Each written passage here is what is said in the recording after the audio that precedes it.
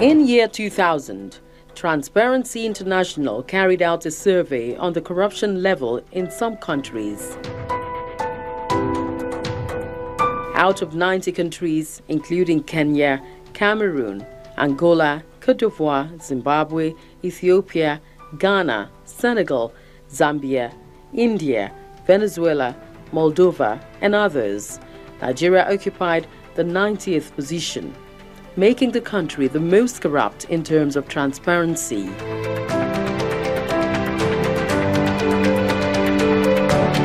In year 2001, 2002, and 2003, Nigeria ranked the second most corrupt nation in the world.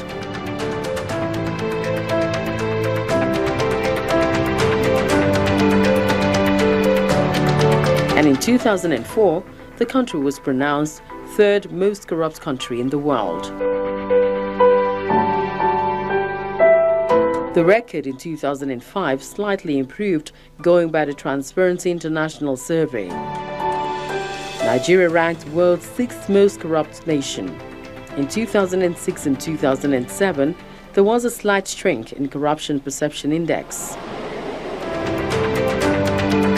Nigeria recorded significant improvement in 2014 as the country was ranked 136th out of 175 countries surveyed. This is seen as the best report so far on the corruption perception in the country.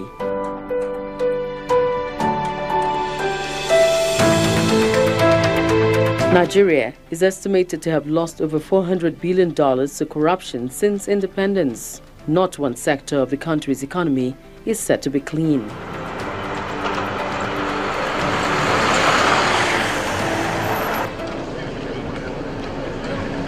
The president seems to be getting a nod from some quarters in his resolve to fight corruption, and the Sultan of Sokoto, Alhaji Sahad Abubakar, is one of those given such nods.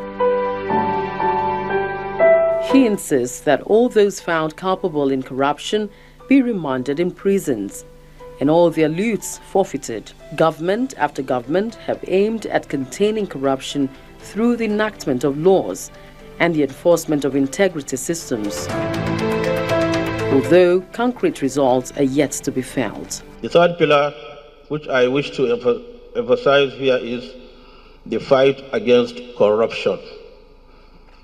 At an early stage of the caliphate, its leaders realized that they needed honest persons at all levels to be able to establish a decent state. Leaders, according to Sultan Muhammad Bello, are like a spring of water, and all your officials are like water wheels.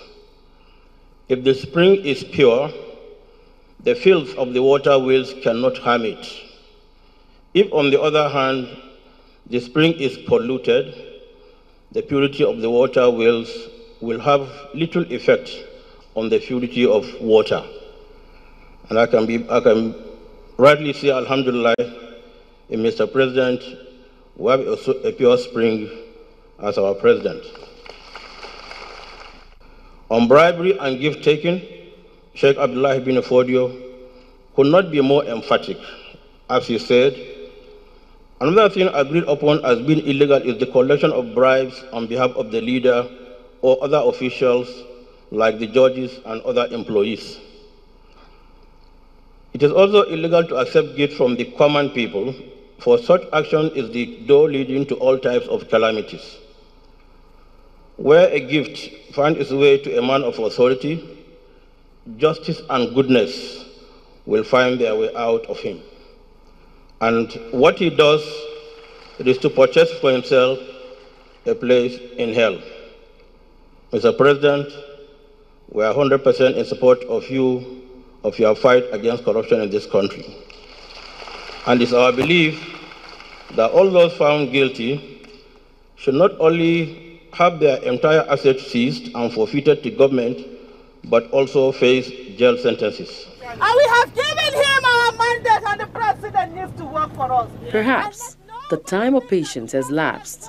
Nigerians have now moved to the streets to demand that the fight against corruption be strengthened and the Federal Capital Territory where the president works and resides, is the venue for the protest. The president should continue with the war against corruption and prop the past.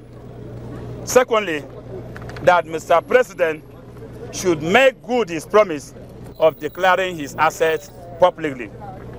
And thirdly, that those who are advocating for amnesty for corruption should abandon that unpopular position, because the mandate we gave the president includes prop. The president asked me to come, number one, to give his appreciation that you have come on this solidarity visit, because that is what it is. Yes. Solidarity on the anti-corruption war. Yes. He said, I should extend his appreciation to you. Indeed, if not that he had other scheduled activities, he would have loved to receive you personally. But he says, I should extend his appreciation to you. Correct. Now the second message he said I should give is his assurance that the anti-corruption war will be fought without let or hindrance. It says I should tell you that there will be no retreat and there will be no surrender.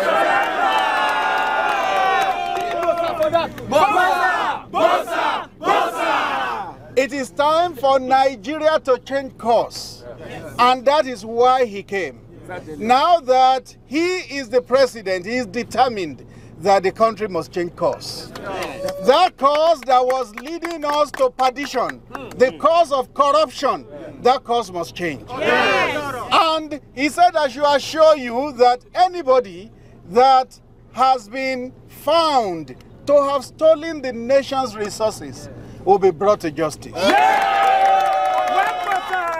Mr. Ebu Adegboruwa, a legal practitioner, throws his weight behind the tackling of the hydra-headed disease that has eaten deep into the fabrics of the country. Corruption has been seen by many as one element that has made Nigeria's development so slow.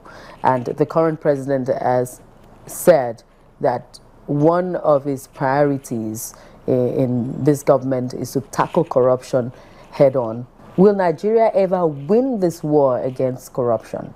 If you look through the history of Nigeria, beyond forceful takeover of governance through military coup, one of the greatest setbacks for this country presently is corruption, whereby resources meant for the well-being of the common good, resources meant for infrastructural development for the entire people are cornered, properties and assets of our nation are converted, by individuals for their own personal use in an attempt to get themselves better placed than others in society by virtue of their exposure to power.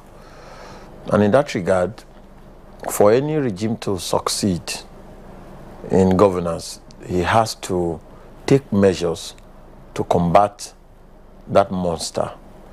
Because you know that for us in Nigeria, we took a decision after the Abdulsalami experience and Abacha regime and said no more of military rule. Let the worst civilian government come, we will tolerate them, we will improve on them and get our life back. And I'm sure in this country now, we cannot think of military rule in any circumstance whatsoever. So it's the same determination that we must, as a nation, search for in order to nip in the bud the cankerworm that is called corruption. Because when you look at what we are going through in this country, you discover that for there to be deliverance of infrastructure, of the common things that will let life get better for us, there's need for funding.